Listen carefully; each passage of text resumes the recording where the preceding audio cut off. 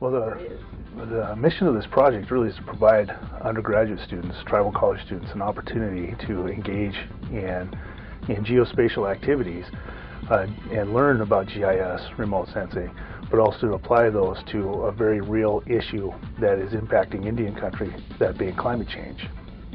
And so, because climate change is such a global phenomenon, but it's going to be felt locally, and really the onus is on the tribes to get out in front, both on the mitigation side of climate change, but also on the adaptation side of climate change. And so when you look at this program, there's really the geospatial training plus the climate change training that these students will be going through.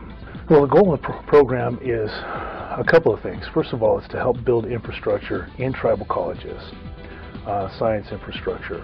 And that infrastructure means building capabilities, as well as people capabilities, as well as technological capabilities. And so the focus of this summer training is to reinforce that. And so the students get training both in the GIS and in remote sensing and in vulnerability assessment training, so they can begin to learn what it means to assess risk, local risk, and apply those tools to assessing those risks.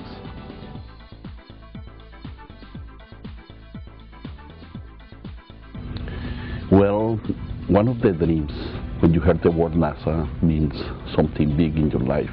Since I was a little kid, I want to, to deal with NASA. So for me, it has been like a dream that come true. And I found that science, I teach mathematics, but science is my little baby. So I thought that over here, this is going to be my dream. And up to this point, has been a big dream.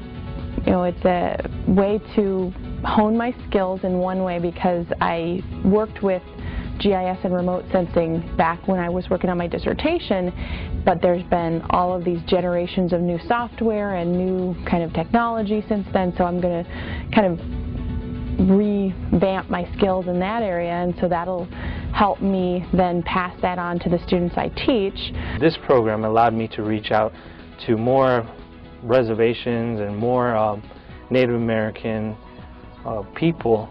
So it means more now, because I'm not just helping the Navajo Nation expand their knowledge in geographic information technology, expand their knowledge in remote sensing and environmental and climate change, but it expanded nationwide to all the reservations and tribal colleges that are participating in this. As an instructor, it means to me getting the most education to my students as I possibly can in a way that is good. Being a student myself, a graduate student, it means to me being able to collaborate with people from around the nation on different projects and working with them to both articulate what it is that we want to do with the different projects and programs, but then also developing a geospatial family that we can relate to outside of the projects and in the future, and being able to have contacts around the nation so that we can help each other out with the different types of work that we're doing.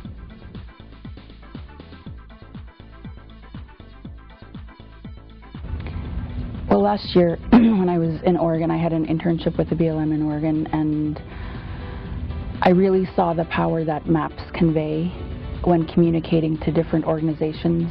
And I saw Volker's map for the Grand Ronde tribe, and I was just so impressed. And I thought, wow, how powerful these maps are to communicate where we are as a people and what areas we have access or used to, because I think there's a misconception among many people, many non-native people, that we may be confined to either our reservations or the villages that we live in. There are many people that are in the tribes that, along with the tribal councils, that just don't have the education as far as what climate change is and how it's going to impact their communities and how it affects the ecosystems.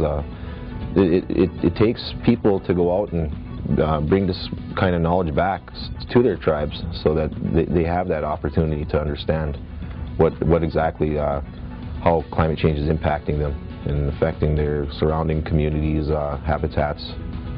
I feel that it's really important that people do get educated in these affairs and bring it back to their tribes.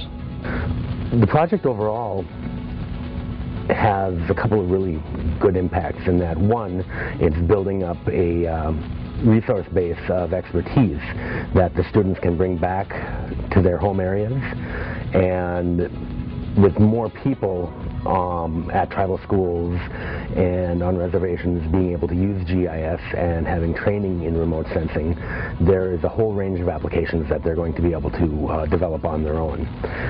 On a national basis, I can already see collaborations being talked about, and we're building up a network of trained individuals that are going to be able to work with each other and share between areas, and I think that's really important too. Well, I think the tools that we're learning to use are imperative to, for one, to identify correctly, precisely identify tribal land boundaries in areas, and help tribes to determine trouble spots resultive of climate change. I think the program is, raising awareness to climate change, or how we say in Europe, global warming. I think it's important for the tribal communities to, address that particular issue. And I also think this program is a good starter program for people that want to get into the field of geospatial technology.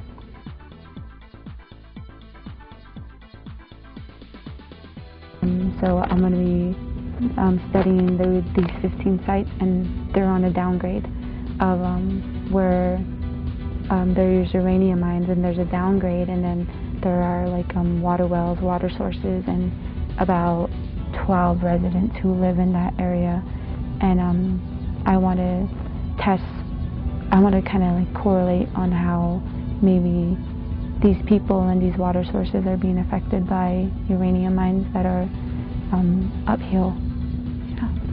I'm working on a project based on water quality in our area where we have a lot of floods. We live by the Gavins Point Dam, and right now we're just trying to see the intervals of floods and if that is being impacted more climate change, or is it more of a man-made issue? Our research is on the Missouri River. We're doing water quality, and we're taking water samples right now, and then we're going to integrate GIS into that with studying the floods of what's going on and the impact the floods have on the soil and buffers from the Santee tribe down to Macy. It's going to be looking at Landsat images, Landsat 5 images on one of our sacred mountains, which is Mount Taylor, which is located near Grants, New Mexico. And we're going to be looking at the vegetation health, and at the same time monitoring and dating back temperature changes. If the temperature has gone up, which in some areas it has through over a time period, and seeing if it has an impact on vegetation health. How climate change affects plants, or flowering plants. Because when I talk to Grandma and Grandpa back home, they always tell me, like, yeah, we used to have these type of medicines here, herbs used to be growing here, or this and that used to be here and there. All these ceremonial plants are now disappearing. And some of the most sacred spots on the Navajo Nation we call the 4 sacred mountains, and those are important to us. And the closest one we have is Mount Taylor, which is about 45 minutes away from Crown Point. And we want to see the effects of climate change on the plants on Mount Taylor. So that's what we're going to use the Landsat images to different type of bands to see vegetation and to see how healthy they are. We're going to be studying nitrates and phosphates in the Chippewa River. It runs right through the middle of Mount Pleasant, Michigan in the Isabella Indian Reservation. I'm just going to document like 5 different locations and just see what the rate of the nitrates and phosphates are, if it's going up or going down.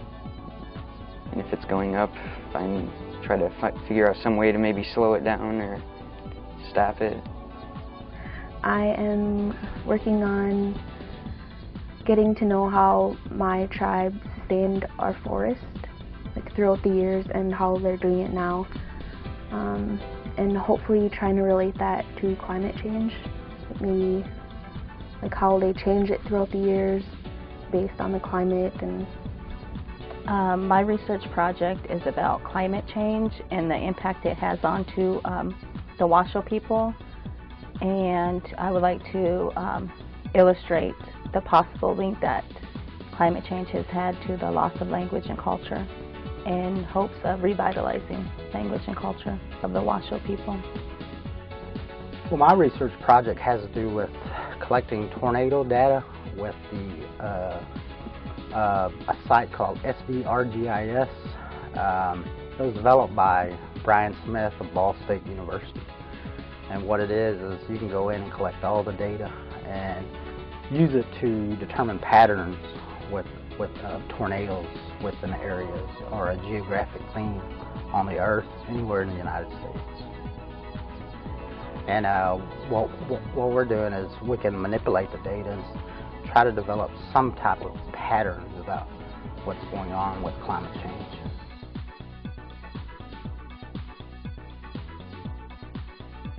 A sense of hope, really, that, hey, we can all come together. And I mean, even outside of the state of Washington, it looks like everybody's trying to come together to solve these problems, and including the government agencies. So it's a sense of hope that I would like to bring back.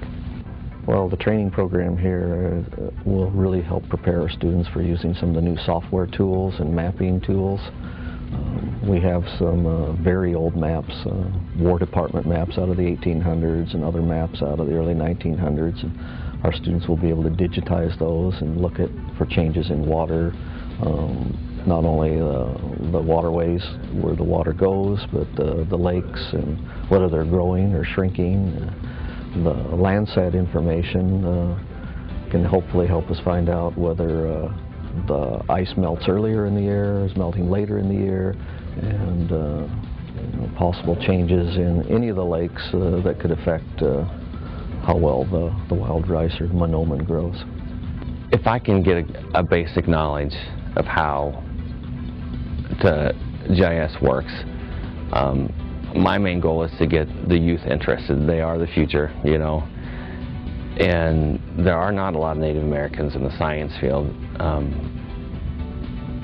It would be nice to, if you can just catch 1 or 2 to get them interested in science and math and head them in that direction, it would be a big plus. I think every one of us as humans has something within us, you know, being, life, compassion, things like that, that we are capable of change, capable of great things.